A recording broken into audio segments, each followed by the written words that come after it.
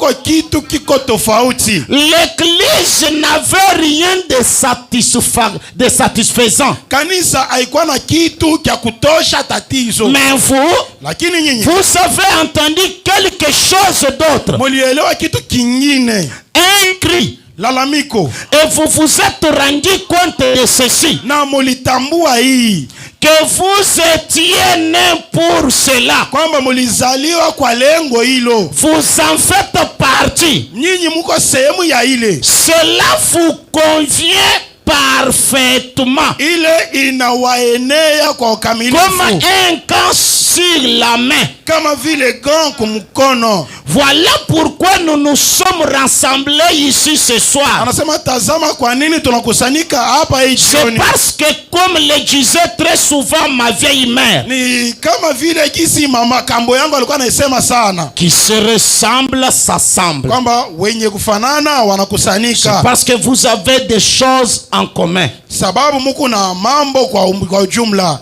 Quand nous allons développer pour savoir si nous sommes sauvés ou pas. Wakati tutengea mpana kwa ajili ya kujua kama tushaokolewa au la. Branham dit un élu ne peut pas combattre un autre élu. Branham anasema mteuliwa hawezi kumaanisha mteuliwa mwingine. Alors comment il y a des combativité au milieu de nous? Asa kwa nini kuna kwa ugomvi kati yetu? Comment il y a des trahisons? Comment il y a de l'empoisonnement au milieu de nous? Kwa nini kuna kuya kujisaliti, kutiliana sumu kati yetu? Ma grande pensée du jour c'est dans la demeure future de l'épouse céleste et de l'épouse terrestre. Wazo langu kubwa leo ni ndana makao ijayo ya bwana harusi wa mbingu na bibi harusi wa ardhi. Prêché le 2 août 1964. Yenyewe ilibiriwa siku ya pili mwezi wa 8 mwaka 1964. Paragraphe 128 je descends. Kifungo 128. Et ce frère Branham fait des tableaux. Hapa ndio Branham analeta wazo. Il fait un peu 3 tableaux là. Anafanya ubao tatu pale.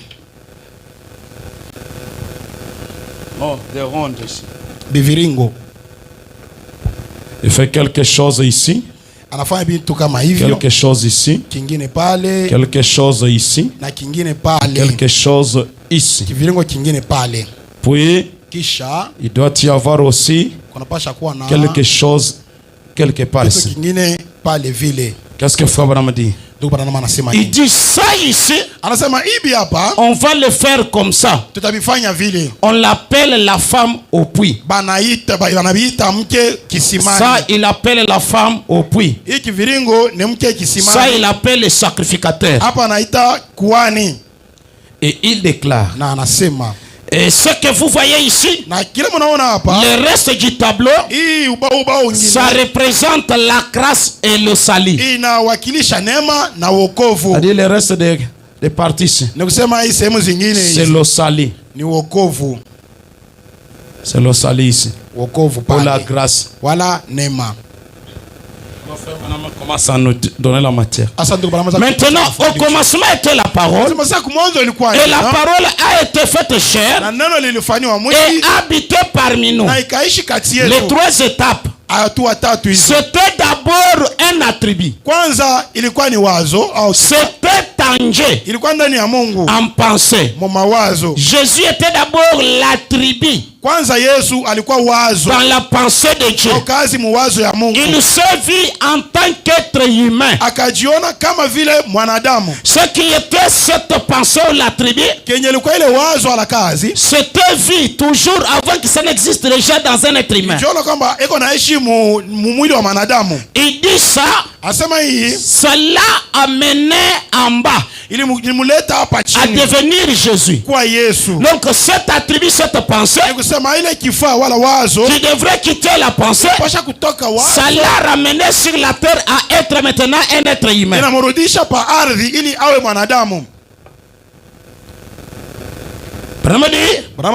maintenant, pour que vous puissiez un jour être là, il faut que vous ayez été avec lui à ce moment-là.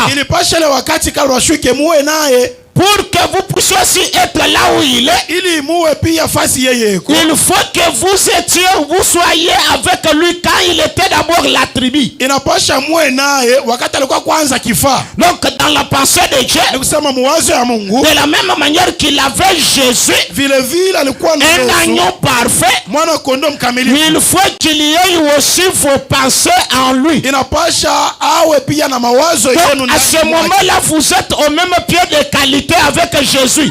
Pale mnakuwa mwatua moja na Yesu. Tous les attributs dans la pensée de Dieu. Wote vifaa mawazo la Mungu. En effet, il n'y a qu'une seule forme de vie éternelle. Kwa hivi kuko tu namna moja uzima wa milele. C'est Dieu. Ni Mungu. Et il fallait que vous soyez une partie de Dieu au commencement. Na ili vilimipasha mwe sehemu ya Mungu kule mwanzo. Pour avoir la vie éternelle. Ili mupate uzima wa milele. Donc vous devriez être une partie de Dieu. Ni kusema kwanza mnapasha kwa sehemu ya Mungu. C'est seul Dieu qui est la vie éternelle. Sababu Mungu pekee ndo kuna uzima wa milele. Si l'on n'est pas une partie de Dieu, kama hatuna sehemu ya Mungu, on ne peut pas recevoir la vie éternelle. Hatuwezi kupokea uzima wa milele. Comprenez que cette affaire de la vie éternelle, eleweni ya kwamba hii mambo ya uzima wa milele, ce n'est pas une affaire d'ici bas de l'église. Haina tendo ya hapa chini mkanisa. Ce n'est pas une affaire de jeûne, de prière et autres. Haina tendo ya kufunga na maombi. Mais c'est tout un plan dans la pensée de Dieu lui-même. Lakini ni plani mzima yenye kueneana mawazo ya Mungu mwenyewe. Ndugu baba anasema, parce que vous avez seulement choisi ici en bas. Hapana kile mlichagua tu hapa chini. Ça ne dépend pas du choix que vous avez fait ici bas. Ayambatana na chaguo yenye mshafanya hapa chini. Il dit c'est lui qui vous a choisi. Anasema yeye ndo aliwachagua. C'est là où la Bible dit. Ndio pale Biblia inasema, ça ne dépend ni de celui qui veut, ayambatani wala ni de celui qui court. Wala mwenye anakimbia. Ça dépend que de Dieu lui-même. Inambatana na Mungu peke yake. Lui qui a fait son choix souverainement. Yeye mwenyewe alifanya chaguo kwa ukuhani wake. Donc qui a dit ce bandit là qui tue les gens là-bas. Nikusema alisema ule mjambazi, yeye watu bali. C'est mon fils, je l'ai déjà sauvé. Mimi nishamuokoa. C'est là je l'ai déjà sauvé. Ule mshamuokoa. Cette prostituée là au bar. Ule kaaba. Celui-là c'est ma fille, je l'ai déjà sauvé. Yangu mshamuokoa. Donc ça dépasse notre choix. Nikusema yambatana na chaguo letu. Nous on condamne au fait tout c'est comme si c'est nous qui donnons le salut. Tukuna kuhukumu tunafanya yote inaonekana kama vile sisi tunaleta wokovu. Prenez clair. Tout ce que le Père m'a donné viendront. Wote wale baba alinipatia watakuja. Regardez ces sacrificateurs ici. Sasa tazameni huyu kuhani. On voit son fond. Tunaona ndani yake. Ici sa vie en arrière. Hapa maisha yake. Là derrière lui. Kule nyuma yake. Sa prédestination. Kuchaguliwa tangu asili. Donc quand nous regardons là au fond de lui. Nikusema kama tunatazama hapa kule nyuma yake. Nous devions voir quelque chose ici. Tunapasha kuona kitu fulani pale. Il y a des choses ici. Kuna vitu kule. Que j'aime vous faire voir. Malgré que cette église c'est la religion, la doctrine de son père. Ijapokuwa kanisa ni dini, mafundisho ya baba yake. Il sent toujours qu'il y a quelque chose qui ne va pas. Il ne peut pas exprimer ça. Elle sait qu'il y a quelque chose. Un vide en elle. C'est comme ça. Moi je n'ai pas cru ce que je crois à cause de ce que les prédicateurs ont prêché. Et je sentais qu'il y avait toujours une autre profondeur dans la parole. Et j'avançais avec ça. Il dit, qu'est-ce que ça fait? Il n'a pas de représentation. Cette prédestination-là. Le fichier originel. Donc cela plongeait dans les ténèbres. La chose quand elle est venue, lui a continué à prêcher. Mes frères ne volaient pas. Aimons-nous les uns les autres. C'est l'amour qui entrera. Soyez parfaits. Bien qu'il prêchait ça, mais son fichier originel chapa yake asilia n'était plus là. haikukuwa hapo. Donc devant Dieu, Nikisema mbele ya Mungu, Dieu ne le voyait pas au ciel. Mungu mbinguni hakuwa anamuona. Dieu le voyait juste en enfer. Mungu alikuwa anamuona mpaka jehanamu. Peu importe de belles œuvres qu'il faisait, Haidhuru matendo mema alikuwa anafanya, cela n'avait pas une représentation. ila ilikuwa na kiwakilisho. Que Dieu aide à quelqu'un de saisir ça. Mungu asaidie mtu. Mais cette petite femme Lakini mke huyu n'avait rien à présenter. hakuwa na kitu kenye aliweza Elle kuonyesha. était aussi souillée et sale au possible. Alikuwa mwenye kuchafuka na mchafu iwezekana. Mais remarquez, Ila tazame, au fond d'elle-même, mule ndani yake mwenyewe elle a une représentation. eko na kiwakilisho. Donc devant Dieu, Ni kusema mbele ya Mungu elle avait un fichier original. alikuwa na chapa asilia. Il y avait quelque chose, elle était une photocopie. Kulikuwa kitu yeye alikuwa ni kia kufanana. Puisque Branham a dit,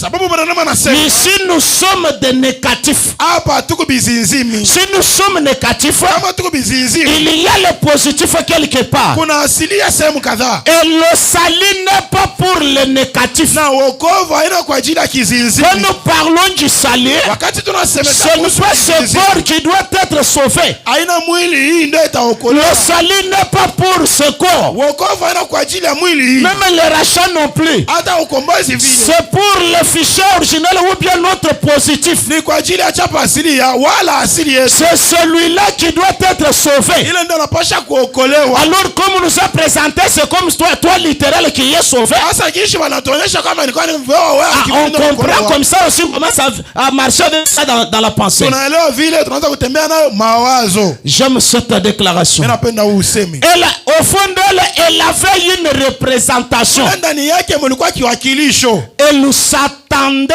à ce que ça soit fait chair. Alikuwa anajongojea ya kwamba ile iwakilisho ifaniwe mwili. Elle attendait que cette représentation, Alikuwa anangojea kwamba kiwakilisho le fichier originel, chapa asilia ile vienne se faire chair en elle. ije ifanike mwili ndani mwake. Or, Ile saa c'est ce fichier originel ile chapa asilia qu'on appelle le Fils de Dieu, wanaita mwana Fille wa de Mungu, Dieu, binti wa Mungu. que Dieu avait préordonné ou bien prédestiné. Ile Mungu alitangulia kupangilia zamani wala Si cela vient s'installer, kama ile nakuja kujiingiza. c'est-à-dire elle marche avec son salut, Ni kusema kwa natembea na wokovu wake. elle est sauvée. Ni kusema ashaokolewa. Puisque son fichier original Sababu chapa yake asilia était déjà sauvé. kulikuwa ashaokolewa tangu. Souvenez-vous, Kumbukeni. cela ne dépend pas des jeûnes de prière, Ilo yambatana na bifungo na mais cela dépend du plan de Dieu. lakini ile yambatana na plani ya Mungu. Et il n'y a pas moyen d'aller ni à gauche ni à droite. Na hakuna namna kwenda wala kushoto wala kulia. Comme elle avait une représentation, Gisi alikuwa na kiwakilisho. il n'y avait pas moyen d'échapper à reconnaître Jésus. Hakukuwa namna yeye aepuke kutambua Yesu. C'est comme ce que j'avais prêché ici sur les champs magnétiques. Inakuwa kama gisi nilihubiri hapa juu ya C'est shamba la comme uvuko. une lame de rasoir. Na kama vile wembe. Lorsque un aimant passe par-dessus, Wakati chermata inapitia pale juu. ça ne dépend pas des efforts de cette âme de rasoir. Ayambatane na nguvu ya ule wembe. Ça ne dépend pas de la volonté de cette lame de rasoir. Ayambatane na mapenzi ya ule wembe. Ça dépend des constitutions que cette âme était faite. Inambatana na maligafi yenyewe ile wembe ulifanyika. Ça dépend des contenus qui étaient dans la lame de rasoir. Inambatana na liomo yanachikuta ndani ya Comme wembe. en elle, il y avait la matière qui se marie avec un aimant. Gisi ndani mwake mlikuwa maligafi yenye nambatana na Elle chimata. n'a qu'une seule possibilité quand l'aimant vient. Iko na uwezo moja tu wakati chermata inakuja. C'est de quitter la terre et de monter. Ni kutoka ardhini na kupanda. Non, il n'y a pas d'autres efforts à faire. Ni kusema hakuna nguvu nyingine ya kufanya. Elle attendait que ça soit fait chair. Alikuwa anaongojea ifaniwe mwili. Et quand il a dit, Na wakati alisema, va, appelle ton mari et viens ici. nenda naita mume wako kuja. Elle a dit, Seigneur, Alisema Bwana, je n'en ai pas. sina naye. Je saute. Naruka. Il dit, plie aucun doute. Anasema bila shaka hata moja. Quand Jésus lui a manifesté un petit signe. Wakati Yesu alimuonyesha alama ndogo moja tu. Donc elle n'avait aucun doute. Nikusema alikuwa bila shaka. Inutile de l'expliquer. Haikukuwa na haja kumfasilia. Elle n'avait pas besoin des explications. Hakuwa lazima na mafasilio. Elle le voyait. Alikuwa anamuona. Elle le croyait. Alikuwa anamwamini. La voilà partir. Yeye anaenda. Bref, pose la question, pourquoi? Kwa nini? Qu'est-ce que ça lui a fait? Ilimfanya nini? Il dit ça l'a racheté. Anasema ilimkomboa. Ce n'est pas qu'elle est passée par des processus quelconques. C'était elle négatif qui s'était séparé d'elle positif. Donc maintenant, quand la chose vient, ça la ramène à ce qu'elle est censée être. Un fils ou une fille de Dieu, c'est la parole faite chair. Comme elle était restée la chair, sa parole, son état parole, c'était quelque part. Or, cet état parole, qu'est-ce que c'est? Ce n'est qu'une partie de Dieu. Alors, il est impossible que cela soit perdu, puisque c'est une matière de Dieu. Comme Dieu est éternel, toute sa matière est éternelle. C'est impossible que ceci soit perdu. C'est-à-dire, dès la conception, cela a été sauvé.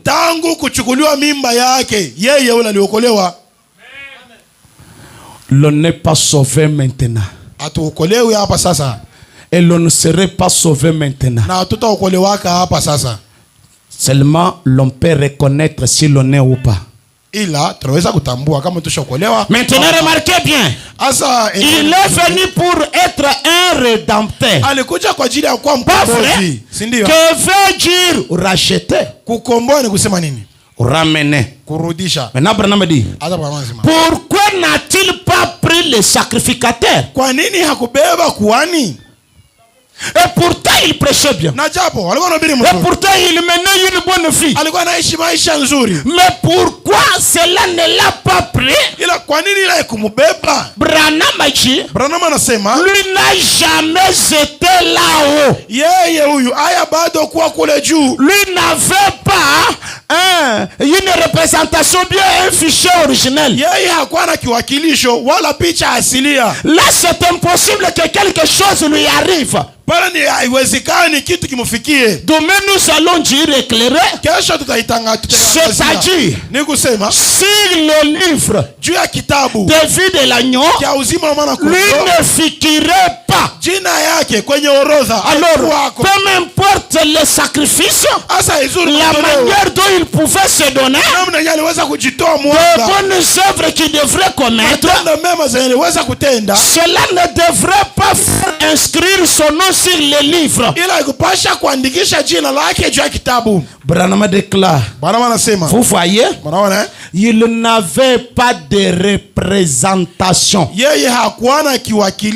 Autrement dit, il n'était pas rachetable. Ou il n'était pas sauvable.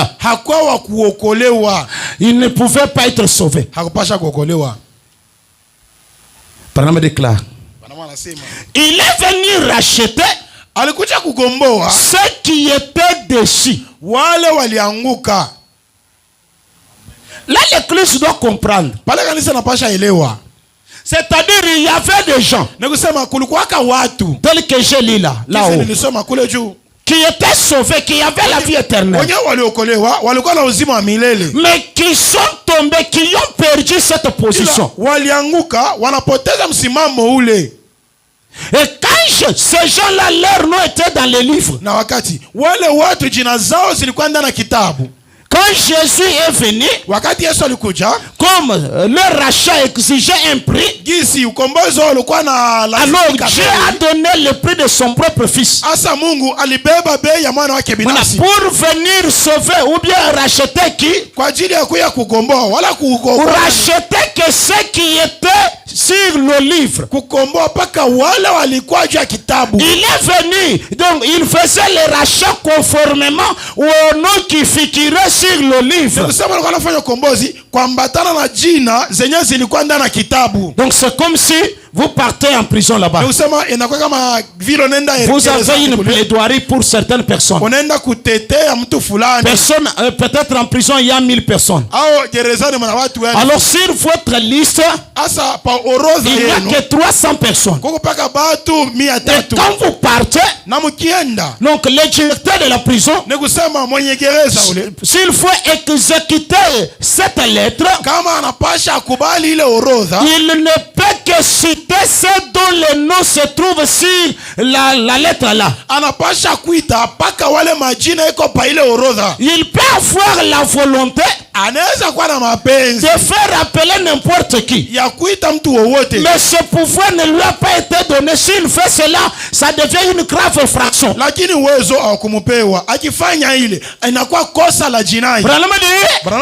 Jésus voulait sauver tout le monde.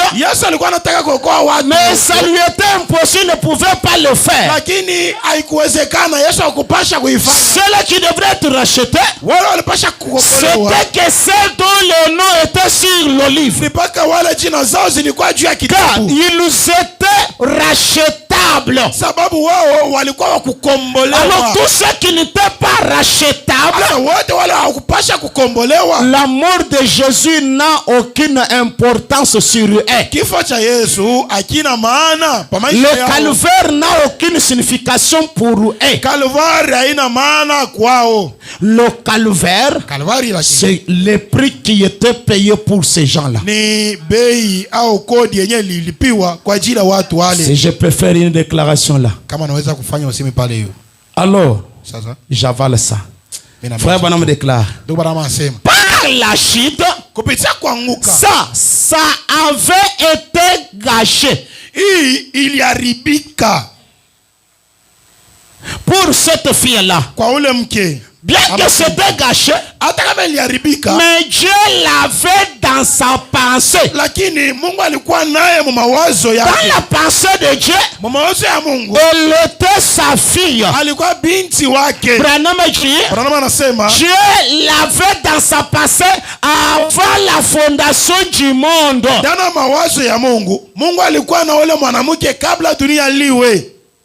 Il est venu la purifier. Alors si nous pouvons parler de la purification, de la manière dont nous pouvons prêcher, quel sacrifice elle avait fait pour être purifié? Elle n'avait rien fait. Pourquoi? Elle avait la vie éternelle. Or, qu'est-ce que c'est la vie éternelle? Frère me dit qu'en hébreu on appelle cela Zoé. Ce qui veut dire la vie même de Dieu. Dieu n'a pas de vie. C'est-à-dire, si vous recevez la vie éternelle, Dieu a pris sa propre vie. Il a pris une partie et il vous l'a donné. C'est-à-dire, vous possédez une partie de Dieu. Alors, si cette partie de Dieu est en vous, si Dieu est parfait, c'est-à-dire si vous êtes une partie de Dieu, vous êtes comment? Vous êtes parfait. Ce n'est pas que vous deviendrez parfait. Non, non. Dans la pensée de Dieu, quand Dieu lui regarde, il voit cette partie qu'il vous a donnée. Il voit sa semence parole. Il voit sa pensée. Je ne sais pas si l'église comprend cela. Alors que le sacrificateur, qu'est-ce que ça lui a fait? Ça l'a renvoyé tout droit à sa destination. C'est-à-dire quand lui était en train de prêcher, faire tout ça là, il avait une destination qui était l'enfer. Branham a dit, il n'avait rien au départ. Il n'y a qu'une instruction intellectuelle. Maintenant, écoutez mon ami. Si tout ce que vous avez, c'est une instruction intellectuelle, recevez autre chose que ça. Mais c'est impossible de recevoir aussi quelque chose. Branham dit, et vous ne pourrez jamais le recevoir à moins d'avoir une représentation. Même si tu as le désir d'être sauvé comme tu désires, même si tu as n'importe quel désir, cela ne dépend pas de ce désir-là. Ça dépend de la représentation. Pour vous faire comprendre la représentation. Lorsque un sorcier saisit quelqu'un, soit on le lit dans la sorcellerie. Mais si nous regardons le monde mankamba ananayo, physiquement, cet homme-là n'est pas lié. Il n'a pas de lien. C'est-à-dire, il y a sa représentation qui est là, qui est liée là. C'est ce que les sorciers saisissent. C'est-à-dire, tu es représenté là. Et si on dit qu'on a relâché, on l'a relâché, c'est cette représentation qui est relâchée. Donc, que ce soit le travail, que ça soit. Donc cela est représenté là-bas. C'est comme ça si Dieu a des représentations. Des gens sauvés. C'est pour cette raison, je pense que vous venez de l'Est et de l'Ouest, du Nord et du Sud. La parole vivante manifestée. Ça, je ne fais pas du bruit. 232. La voilà votre sainte convocation. Il y a à voir avec les choses littérales. C'est plus loin que ça. C'est dans le royaume de Dieu, avec la vie éternelle, avec les prédestinés. Cela n'a point connu de commencement. Ça n'a pas du tout commencé un certain jour. Branham a dit, vous n'avez pas été sauvé un certain jour. Vous avez toujours été sauvé.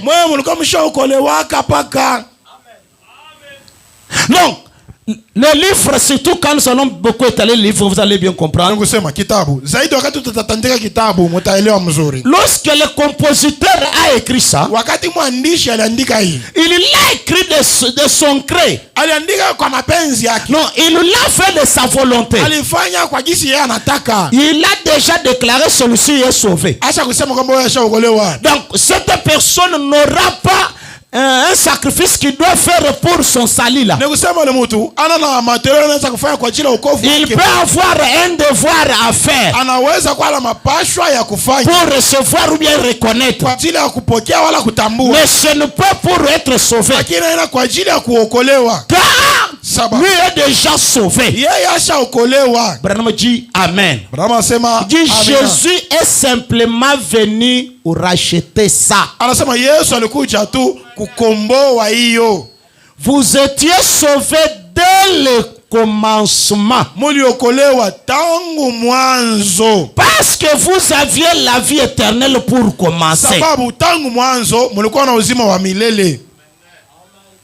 Dès avant le commencement, ceux qui sont sauvés étaient sauvés. Branham déclare, une truite ne peut pas être une orphi ou un tétard. Donc ce sont toujours les poissons qui vivent dans l'eau. Donc il y a des poissons de différentes catégories. Alors les poissons peut-être qu'il y a, je ne sais pas, des tilapia. Ils vivent tous dans l'eau. Il y a aussi d'autres poissons qui ne sont pas des tilapia. Mais cela ne fait pas qu'ils vont changer comme ils vivent dans les mêmes eaux que le tilapia va devenir autre poisson. Non, il est toujours tilapia. Il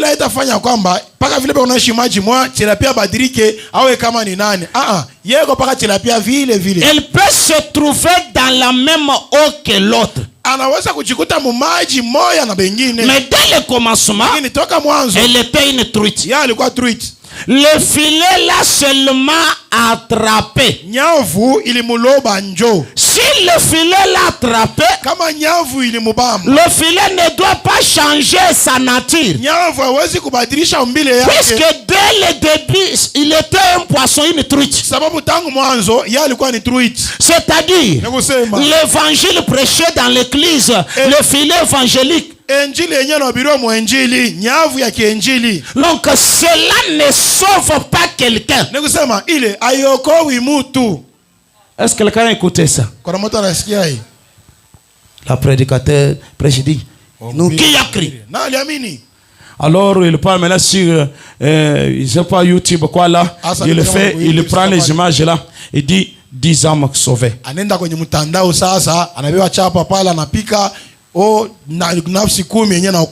Mais c'est faux. Qui t'a dit que ces gens qui sont venus sont sauvés? Tous, est-ce que pensez-vous? Peut-être il dit cela. Ce n'est qu'une seule personne qui était déjà sauvée. Ce n'est pas qu'il est sauvé, qu'il était déjà sauvé. Frère Branham déclare. Mais c'est ce qu'elle était dès le commencement. Et nous, on a vécu tous les types. Ici seulement. Quand on arrive au 8e, c'est-à-dire après les âges. Je commence déjà maintenant à introduire la matière de demain. Je laisse quelque part. Quand vous en arrivez au 8e jour, c'est-à-dire après les 7 âges de l'église, car les sceaux sont brisés après les âges. Après les âges de l'église, c'est le 8e jour ou le premier jour, le retour au commencement. Vous entrez dans l'éternité. Vous ne venez pas par des lois et des rituels. Tout ça, les sœurs, les cheveux longs, tout ça.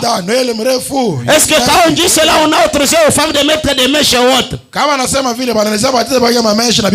Non. Et des ordonnances. Non, vous ne venez pas par les ordonnances. C'est là où je vais enseigner les œuvres mortes. Jésus nous a laissé 3 ordonnances. Je crois que vous les connaissez tous. Le baptême d'eau, le lavage des pieds et la Sainte Seine. Aujourd'hui, ce sont des œuvres mortes. C'est-à-dire, ce n'est pas lié au salut, quoi que ce soit. Même si tu manges combien de fois la Sainte Seine, on te baptise comment, donc ce sont des œuvres mortes. La Bible dit, Paul dit que nous le ferions si nous aurons le temps. Bile biote abiungio na wokovu. Hata kama utakula kwa meza ya Bwana mara ngapi, Paulo anasema inasahau. Tutabifanya kama tutakuwa na muda. Branham déclare. Voilà une vraie sainte convocation. Non, il dit, vous venez par prédestination. Vous ne venez pas par les lois de l'église. Vous ne venez pas par des rituels de l'église, ni non plus par les ordonnances. Mais vous venez par prédestination. Branham dit amen. Et il frappe 3 fois dans les mains. Il dit voilà une vraie sainte convocation. Oh, nous sommes à la fin du 7e âge de l'église.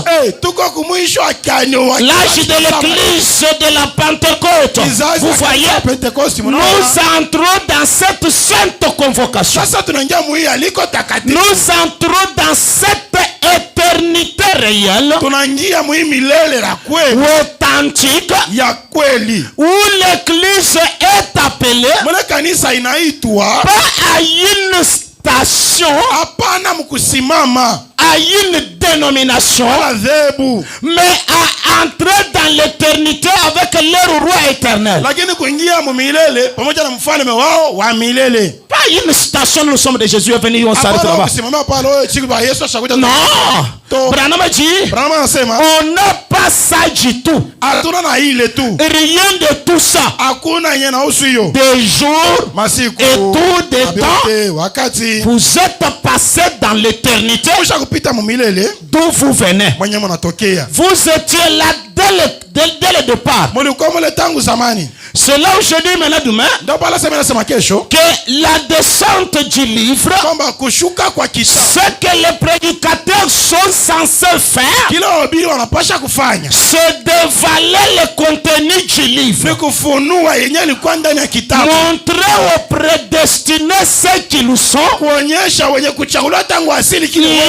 dessiner le tableau, et ces gens prennent conscience de ce qui se passe en eux, et ils se voient par la parole, ils comprennent que ce n'est pas aujourd'hui que je suis sauvé, ils se voient comme Jean, que mon nom est sur le livre. Là on doit exposer le livre, et chaque personne est appelée à y regarder son nom. Je dois lire Branham demain. Branham dit, votre nom n'est pas écrit Tumba Flani, non. Non, ce n'est pas ça. Non, c'est un mystère. C'est-à-dire nous sommes des mystères. Les contenus du livre sont des mystères. C'est le pourquoi lorsqu'on nous présente le mystère, on nous dévoile le mystère, cela produit à nous une grande joie, plus que l'évangile social. On peut nous présenter l'évangile social, c'est ce que les pentecôtistes aussi font. Mais lorsqu'on commence à nous montrer voilà ce qui était depuis l'éternité, voilà là où vous étiez, on nous dit que toi ici et Jésus, vous êtes écho. Là je suis en train de me voir, je dis amen. Alors si vous ne vous voyez pas, est-ce que moi